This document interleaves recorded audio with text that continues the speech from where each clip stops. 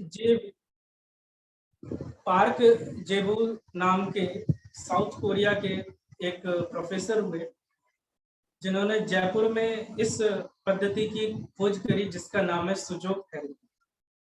आज हम इसमें सुजोग थेरेपी के बारे में हम जानेंगे। तो सुजोग थेरेपी क्या है? सुजोग का मतलब है सु और जो, दो अलग अलग शब्दों से मिलकर के बना है। सु का मतलब हाथ होता है और जोग का मतलब पैर होता है।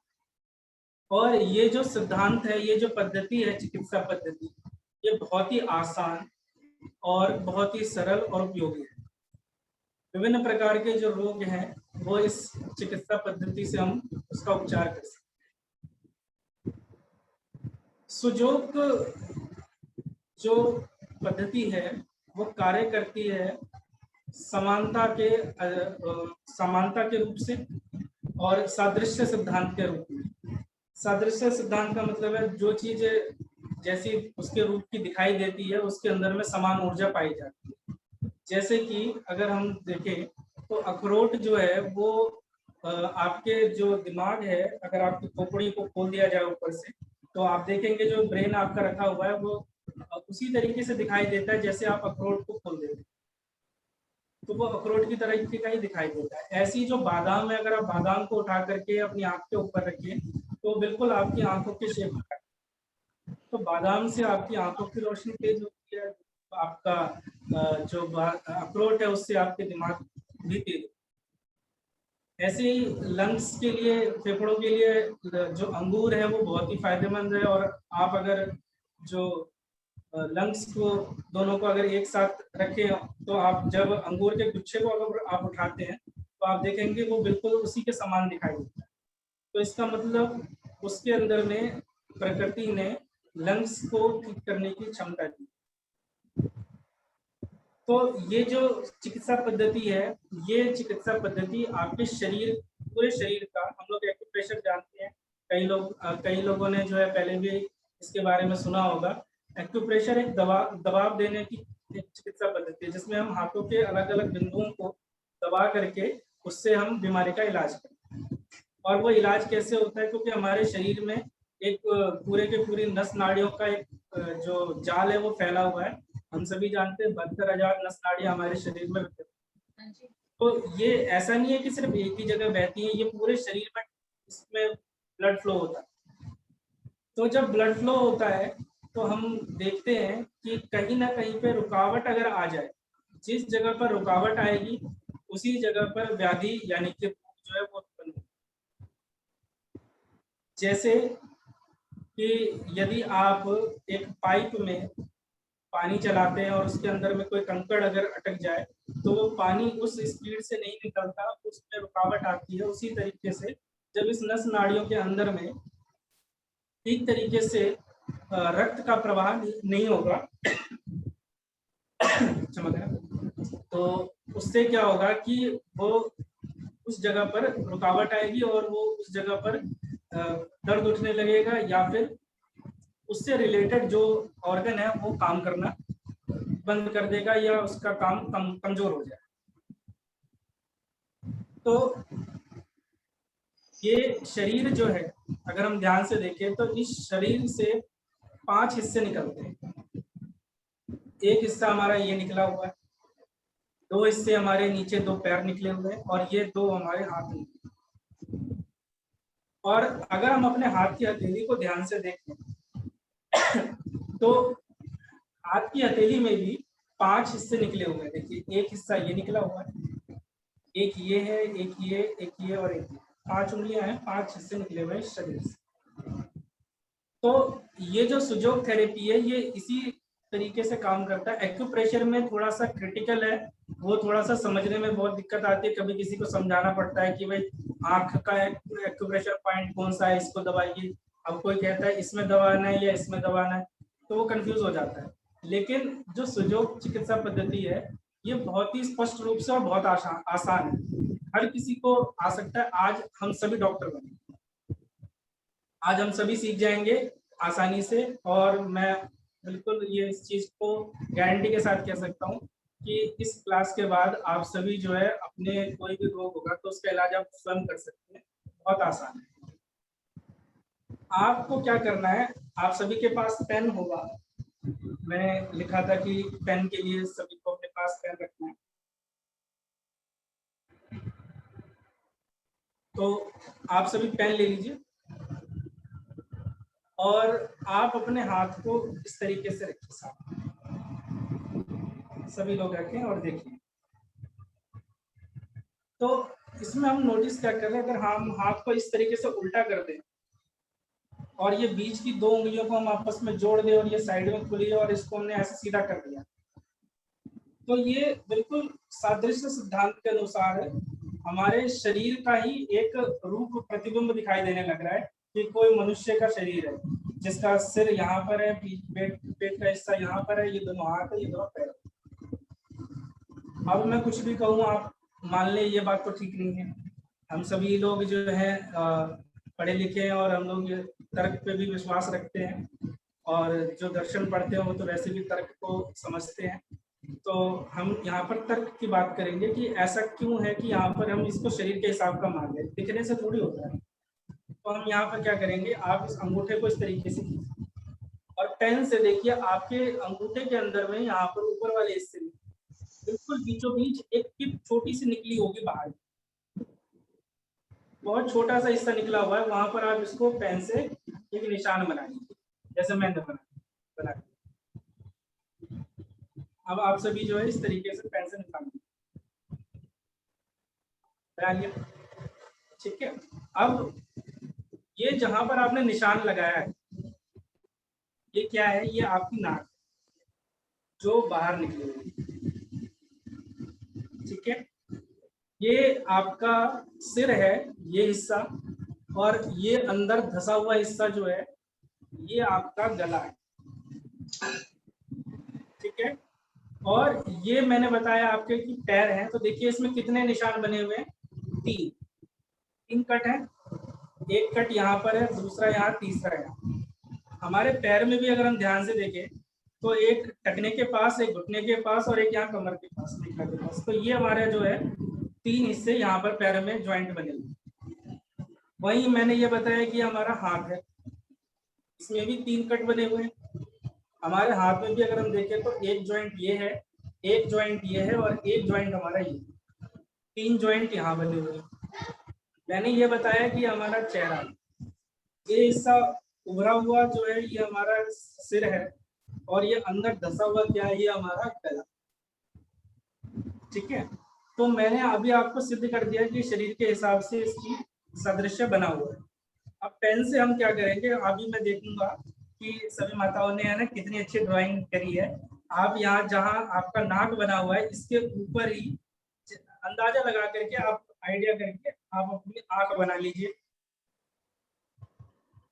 नाक को सेंटर मानते हुए आप आंख बना लीजिए और नाक के नीचे अपना मुंह बना लीजिए। देखिए मैंने बनाया इस तरीके का, आप सभी भी बना के देखिए।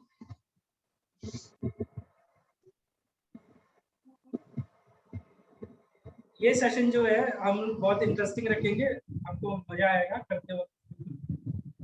तो आप सभी जो है इस तरीके से इसको अपना बना करके मुझे दिखाइए कि कैसा बनाया सब।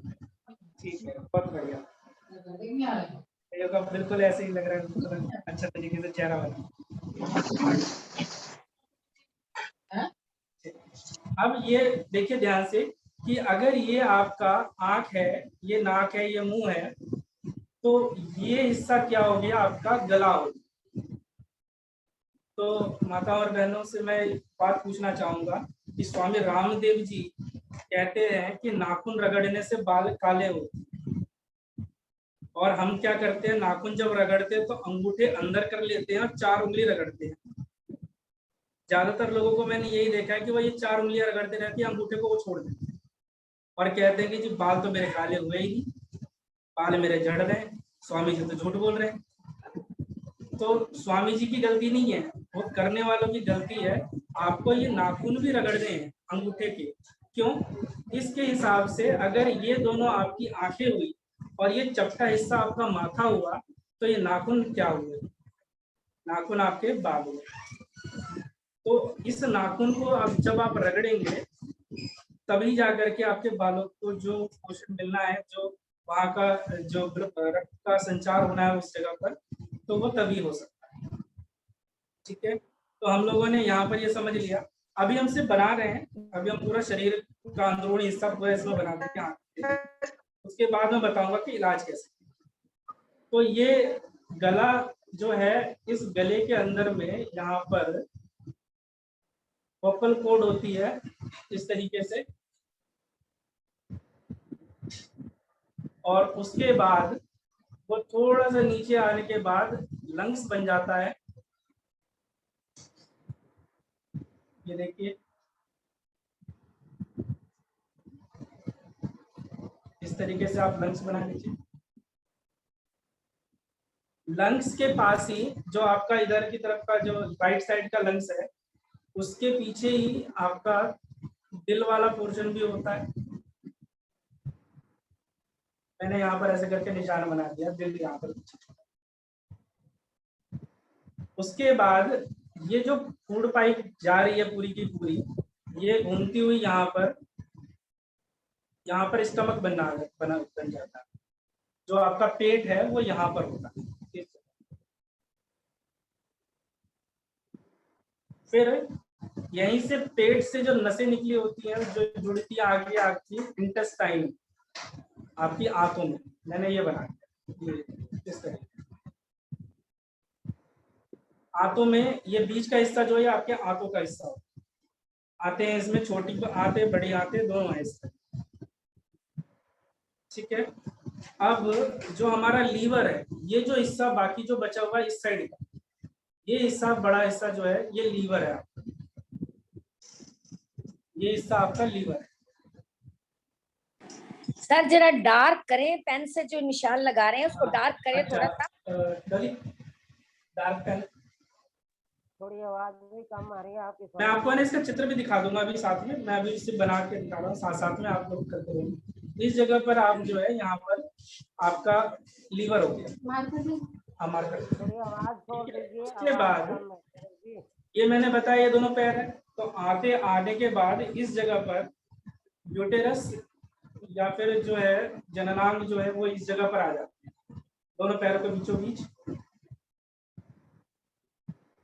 अच्छा, मैं आपसे एक चीज पूछना चाहूंगा, कोई भी माता जी कोई भी जो है वो मुझे माइक खोल करके बता दे कि मैंने बताया सादृश्य सिद्धांत के अनुसार ये दोनों हमारे हाथ हैं, ये और ये जो है हमारे हाथ है, और ये मैंने पैर बताया। तो घुटने का पॉइंट कहाँ पे होना चाहिए? बीच वाली जगह पे, बीच में, बीच वाली जगह पे है 2 उंगलियां जो है बीच पैर में, का ऊपर 2 उंगलियां, का, और बीच वाला आप जो है क्या जा रहे हैं इस जगह पर, इस जगह क्या नहीं नहीं नहीं, मैं बताती हूँ आपको। बीच ये वाला, वाली घुटना होगा, यहीं पर बीच ना? वाला होगा शास्त्री जी। बीच वाला, ऊपर वाला घुटना, नीचे वाला जो है आपका ये नीचे वाला टखने तो की आपका तरफ। ये वाला हो जाएगा ना, टखने ये का। पैर हो गया जी, ये बीच घुटने वाला, का आप ये बता रहे टखना हैं। होगा, टखना होगा। हाँ जी, तो ये आप नीचे घुटने का एड़ी, बता रहे हैं, नीचे सही एड़ी बता रहे होगी, हैं। बीच वाला हाँ जी, बीच वाला। मैं एक चीज पूछना चाहूंगा कि अभी हम लोगों ने बोली है कि जो चीज हम करेंगे वो बिल्कुल उससे बिल्कुल मैच होना चाहिए। तो कोई भी माता बहन जो भी है वो अपने पैरों को ऐसे मोड़ लेंगे, ऐसे मोड़ सकते हैं अपने पैरों को, मतलब कि मोड़ आप सकते हैं। खड़े हैं यहाँ पे बिल्कुल सीधे, और आपके पैर सीधे हैं। इसी तरीके से आप अपने घुटने को ऐसे उठाकर मोड़ लेंगे आगे की तरफ से, नहीं पीछे मुड़ते हैं, पीछे मुड़ेंगे। इसका मतलब कि घुटना यहाँ नहीं है, घुटना इसके पीछे है। ये जो ये जो हिस्सा है, ये हिस्सा, ये घुटना, यही तो है। ये तो अंदर वाला हिस्सा तो है ना घुटने का। हाँ, ये अंदर वाले हिस्सा जो है अंदर वाला, जो इधर अंदर वाला, नहीं, जो इधर अंदर वाला है वो उधर बाहर वाला होगा, क्योंकि ये जो हथेली है हमारी टांग का पिछला हिस्सा है। और एक पैर का सेकंड, जो है वो नहीं, एक मिनट सुनेंगे आप। ये जो आपकी हथेली है जिसको हम पाम कहते हैं, ये पाम हथेली, ये हमारी टांगों के पिछले वाला हिस्सा है। बिल्कुल बिल्कुल। और ये जो एंकल वाली साइड, ये जो ये है, ये जो हिस्सा, ये पीछे वाली, ये नहीं, ये आगे वाली साइड है। घुटना जी। ये है, ये घुटना है, और ये घुटने की बैक है जी, ये घुटना है। मैं आपको ये बता रही हूँ, अगर आप मेरी पिक्चर नजर आती हो तो। मैं आपकी स्क्रीन सामने कर रहा हूँ। हाँ जी करिए, मैं आपको बताती हूँ। ये जो है, ये जगह, ये घुटने हैं दोनों, बिल्कुल बिल्कुल। और ये इसके पीछे वाली जो है हमारी टांग का पिछला हिस्सा है। जी, और ये नीचे जो है फिर वो आएगा एड़ी और पंजे का हिस्सा। बिल्कुल बिल्कुल बिल्कुल वही चीज जो मैं पूछना चाह रहा था कि ये सादृश्य सिद्धांत इसी पर काम करती है कि आपका पैर ऐसे नहीं मुड़ सकता है, पैर आपका ऐसे मुड़ेगा।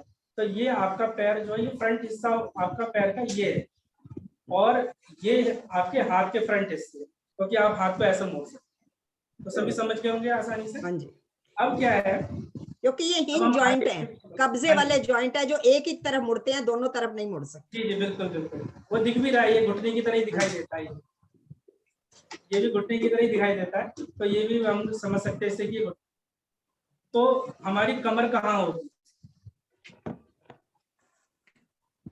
कमर जो है वो पीछे की तरफ ही है। कमर का हिस्सा जो है, ये आपका जो फ्रंट हिस्सा पेट वाला दिखाई दे रहा है, इसके ठीक पीछे में दोनों पैरों के बीच से जब आप ये जाते हैं, तो ये जो गड्ढा सा है यहाँ पर, ये हिस्सा आपका जो है, ये आपका रीढ़ की हड्डी का है। हाँ जी, स्पाइनल कॉर्ड का। ठीक है, तो ये तो हो गया हमारा, ये जो सादृश्य सिद्धांत के अनुसार मैंने आपको शरीर बताया, आप लोगों ने जैसा भी बनाया होगा कैसे कैसे बनाया। ठीक है, तो अब मैं जो है आपको कुछ स्क्रीन शेयर कर रहा हूँ मैं।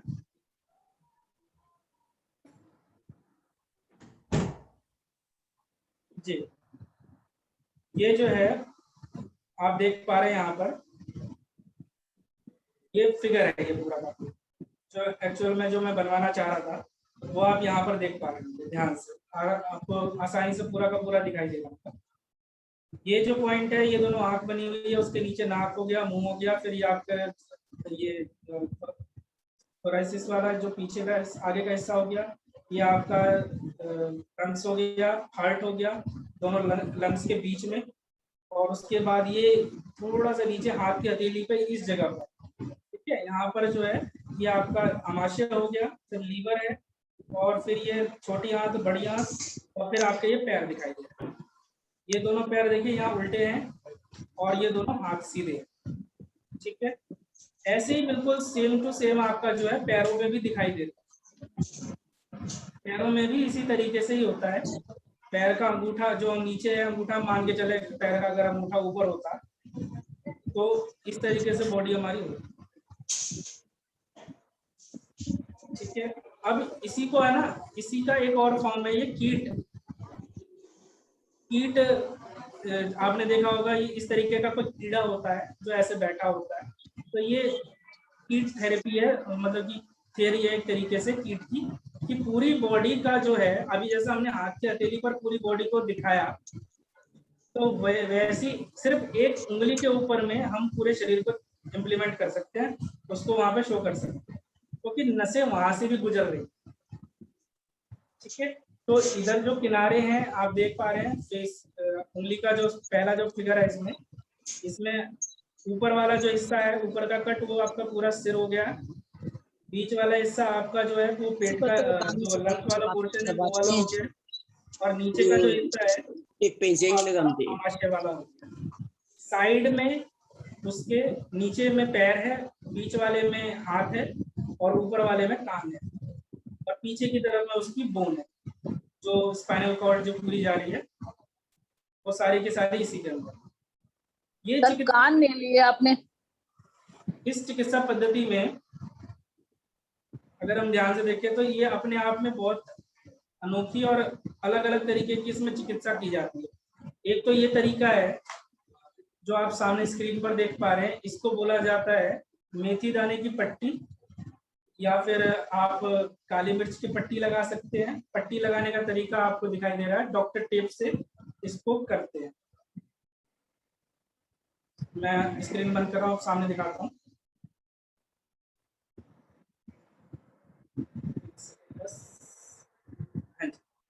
तो इसे जिमी बोला जाता है। ये जिमी है, एक्यूप्रेशर पॉइंट के लिए दबाने के लिए इसका इस्तेमाल किया जाता है। इसी तरीके के बहुत सारे अलग अलग इक्विपमेंट आते हैं, जैसे कि एक रिंग होती है, उसको पहन करके उंगली में उससे मसाज की जाती है, इससे भी आप मसाज करते हैं और आगे के टिप से आप पॉइंट को प्रेस करते हैं। ये ना हो आपके पास तो आप आसानी से पेन के पीछे वाले हिस्से से भी आप प्रेस कर सकते हैं, दबाव दे करके किया जाता है। और ये दबाव जो है कितना देना है और कैसे कैसे देना है उसके ऊपर चर्चा करते हैं। इसमें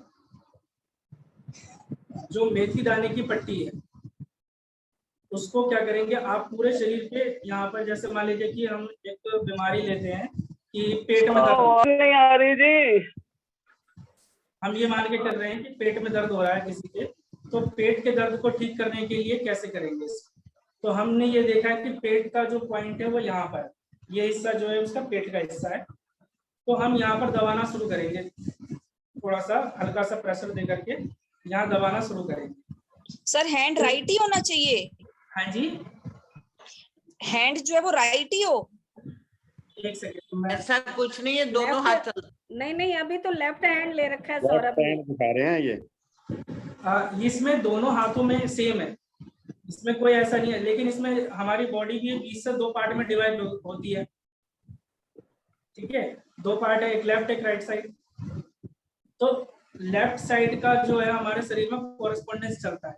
लेफ्ट, आपने अगर पैरालिसिस के बारे में सुना है ठीक से, तो आप जानते होंगे कि अगर राइट साइड में अगर आपके चोट लग जाए तो लेफ्ट साइड आपका डैमेज हो जाता है, और लेफ्ट साइड में अगर चोट लग जाती है तो राइट साइड आपका पूरा डैमेज हो जाता है। तो इसको ठीक करने का भी तरीका वही है, अगर आपके राइट साइड में बॉडी के पेन हो रहा है तो आप लेफ्ट साइड के हाथ में आप आप प्रेशर देंगे तो वो ज्यादा फायदा करेगा, और अगर आपके राइट साइड में हो रहा है तो लेफ्ट साइड दबाइए, ठीक है, अपोजिट दबाना है। यानी मान लीजिए अगर मेरे इस हाथ में दर्द हो रहा है लेफ्ट हैंड में, तो मैं राइट हैंड के लेफ्ट हैंड वाली उंगली जो है उसको प्रेस करूँ तो वो उससे उसको ज्यादा रिलीफ मिले। जो मेथी दाने की पट्टी है उसको करने का क्या है, आपने यहाँ प्रेस किया, दबाया, जब मान लीजिए आपको पॉइंट मिल गया जहाँ पर पेन हो रहा है, जहाँ से ब्लड का फ्लो होना रुका हुआ है, उस जगह पर आप उसको प्रेस करेंगे और आपको पॉइंट मिल गया, वहां निशान लगा लीजिए। फिर क्या करेंगे आप कि पूरे दिन तो आप इसको दबा नहीं रख सकते, उसके लिए मेथी दाने की पट्टी है, आप इस जगह पर मेथी का दाना रख लीजिए, और अलग अलग चीजों के लिए अलग अलग है, जैसे कि मान लीजिए पेट है या फिर मान लीजिए आपका किडनी है, तो किडनी के लिए हम राजमे के बीजों का भी इस्तेमाल कर सकते हैं। आप राजमे के बीज को यहाँ पर रख दीजिए और उस पर डॉक्टर टेप को बांध दीजिए। अब क्या है, इस प्रेशर पॉइंट पर वो राजमा का दाना रखा हुआ है, बस बीच बीच में कभी कभार इसको दबाते रहना, ठीक है, तो आपको वो अपने आप ही पेन वहां पर होता रहेगा और धीरे धीरे वो वहां से ब्लड फ्लो चालू हो जाएगा। 4 घंटे मैक्सिमम आप इसको कर सकते हैं, 4 घंटे से ज्यादा आपको इसको नहीं करना चाहिए, क्योंकि अति सर्वत्र वर्जयते, किसी भी चीज को, बेशक से इसके साइड इफेक्ट्स नहीं है, लेकिन इसको किसी भी चीज को ज्यादा नहीं करना चाहिए, चाहे वो योग ही हो, चाहे वो काढ़ा पीना हो। अभी कोरोना के टाइम में लोगों ने काढ़ा पीने की शुरुआत करी, तो सुबह भी काढ़ा, दोपहर भी, शाम भी, रात भी, तो काढ़ा पीते रहे। इतना भी नहीं चीज करना चाहिए कि शरीर को है ना बाकी चीजों की आदत खत्म हो जाए। हमारा शरीर हर एक तरीके की चीजों को एब्जॉर्ब करने के लिए बना। अब हम एक ही तरीके की चीज अगर शरीर में डालते रहेंगे तो उसका आदी हो जाए। जैसे कोई शराबी होता है, वो शराब का आदी हो जाता है, वो लगातार उसी को पीता रहता है। आप किसी भी चीज का लगातार सेवन करेंगे, आपको उसके अलावा दूसरी चीज बढ़िया लगेगी और ना तो वो उसका पोषण दे सकता है। तो इसीलिए हर चीज को लिमिट के अनुसार, चाहे पढ़ाई हो, चाहे वो आपका खाना हो, योग हो, कुछ भी हो, वो सारी की सारी ही चीजें हमें लिमिट में करनी चाहिए, बहुत अधिकता नहीं कर देनी चाहिए, ठीक है। तो ये मैंने आपको बताया मेथी के दाने का, आप वहाँ पर प्रेशर दबा करके मेथी का दाना हो या सरसों का दाना हो या फिर आप राजमा के बीन्स हो गए या फिर आपका काली मिर्च का दाना है, आप उसको दबा करके वहाँ पर प्रेशर दे करके कर सकते हैं, ठीक है। तो ये कॉरेस्पॉन्डेंस थ्योरी जो है प्रोफेसर पार्क जे वू ने जो है किया था, लेकिन इसकी जो जड़ें हैं वो ज़्यादातर हमें अपने आयुर्वेद के अंदर से मिल जाता है, क्योंकि ये एक्यूप्रेशर के सिद्धांत पर ही है। और हमारे देश की, और ये थोड़ा सा दुर्भाग्य भी रहा है कि हम लोगों ने जो है अपनी शिक्षा पद्धति को धीरे धीरे खत्म कर दिया, उसको हमने पसंद करना छोड़ दिया और धीरे धीरे विदेशी संस्कृति को हमने ज्यादा अपनाना छोड़ दिया। ठीक है, उन्होंने हमारी संस्कृति को पढ़ा और उसके बाद उसको मॉडिफाई किया, सरलता लाने की कोशिश करी, वो भी अपनी जगह बिल्कुल ठीक है। लेकिन अपने नॉलेज को हम लोगों को नहीं भूलना चाहिए, इस चीज के लिए मैं सभी से कहना चाहूँगा। क्योंकि आज भी हम लोग जो है हल्दी वाले दूध की उतनी वैल्यू नहीं करते।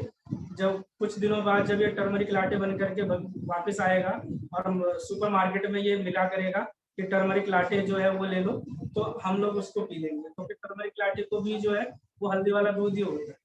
तो उसी तरीके से योग हम लोगों ने तब अपनाया जब विदेशों में अपनाने लगे।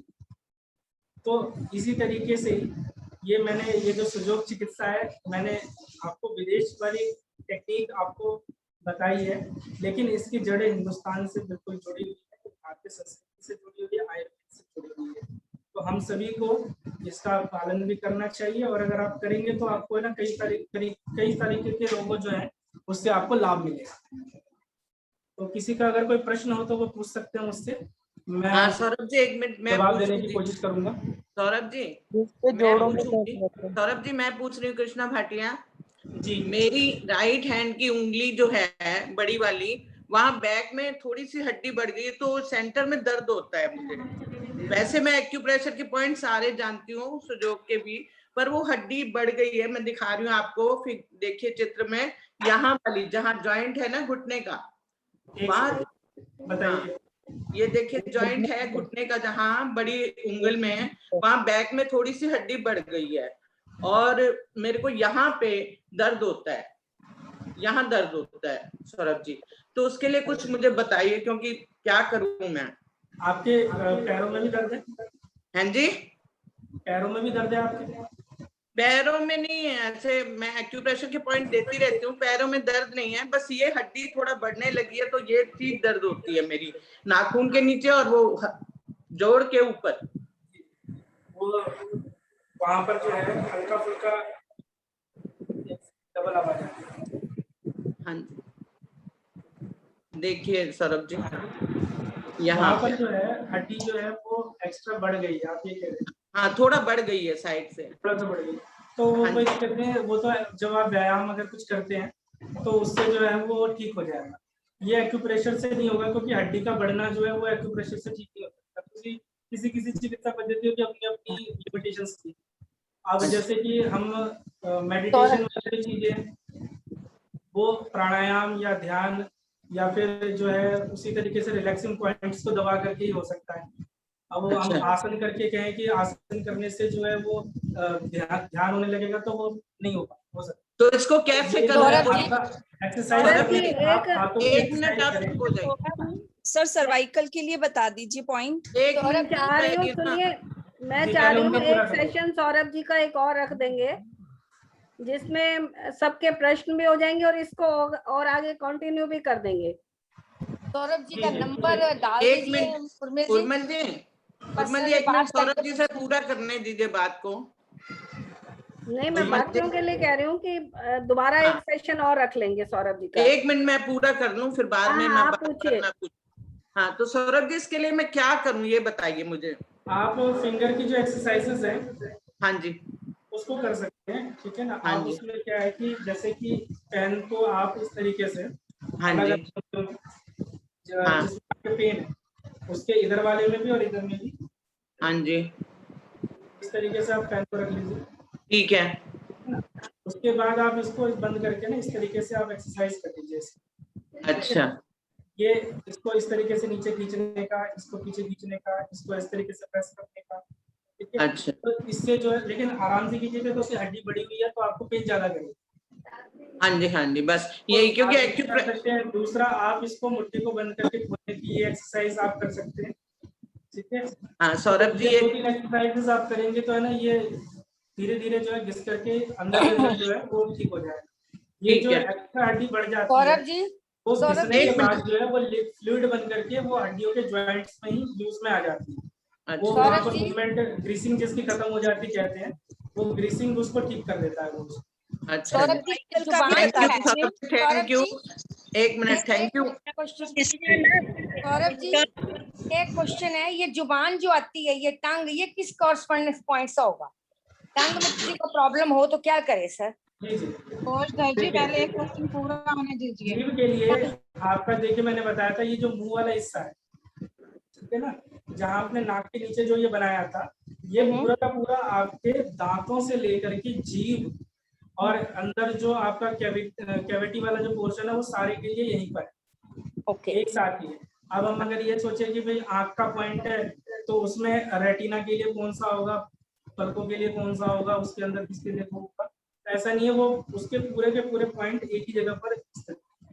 तो इस पे हमें क्या ट्रीटमेंट दे सकते हैं हम इसके ऊपर? आप वहाँ पर मेथी के दाने की पट्टी लगा सकते हैं। अच्छा इस जगह पर आप मेथी का दाना रखें 3-4 और इसके ऊपर डॉक्टर टेप से इसको टाइटली बांध दें। टांग सर, टांग जो बहुत फटी कटी हो तो उसमें क्या कर सकते हैं हम? क्या हो, जुबान जो फटी फटी हो थोड़ी सी, जिसमें जुबान में प्रॉब्लम हो, टंग जो कट जाती है ना, जैसे गर्म चीजें खाने से, अखरोट खाया तो फट गई, बादाम ज्यादा खाए तो, हाँ, तो उसका क्या ट्रीटमेंट दे सकते हैं आप? उसमें बादाम जो और है अखरोट हमारा भिगो के खाओ। हठयोग जो है, हठयोग के अंदर में बताया गया है, ठीक है, भिगो के उसमें, चाहिए। हठयोग में आप क्या भिगो करते के हैं, भी नहीं जीभ के होता। ऊपर में सरसों का तो तेल और हल्दी जो आपका है वो लगा कोटा पूरा हो गया करके, बादाम अखरोट का। अखरोट बादाम नहीं खा सकते। मेरे को पूछने दीजिए उर्मिल जी, मजाक न बनाइए, मैं बहुत तंग हूँ। जी जी, जीभ के सर ऊपर आप सर्वाइकल जो के है, लिए बता दीजिए, सर्वाइकल के लिए। मैं दोनों चीजें बता देता हूँ लास्ट में। जीभ के ऊपर, जीभ के लिए आप जीभ पर जो है सरसों का तेल और हल्दी का जो थोड़ा सा रख करके ना, आप जीभ को इस तरीके से मालिश ओके, करें। तो ये खेचरी मुद्रा कहा जाता है हठयोग के अंदर में।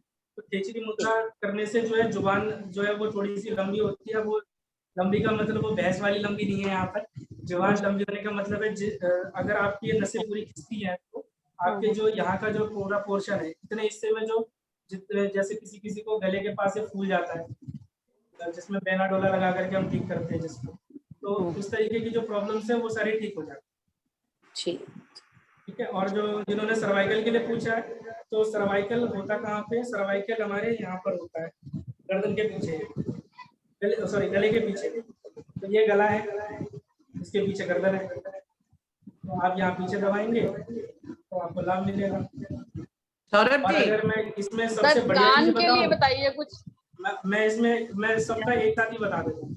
अगर इसमें, अगर हमें सबसे बढ़िया इलाज करना है तो उसके लिए सबसे बढ़िया तरीका है कि जैसे अमृत मंदिर में भजन होते हैं, किसी कार्यक्रम में आप भजन होता है तो उसमें ताली जरूर बजाएं। तो ताली बजाने से जो है वो सारे पॉइंट ही एक्टिवेट हो जाएंगे, तो आपको जो है वो किसी भी प्रकार का पेन जो है वो सारी चीजें ठीक हो जाएंगी।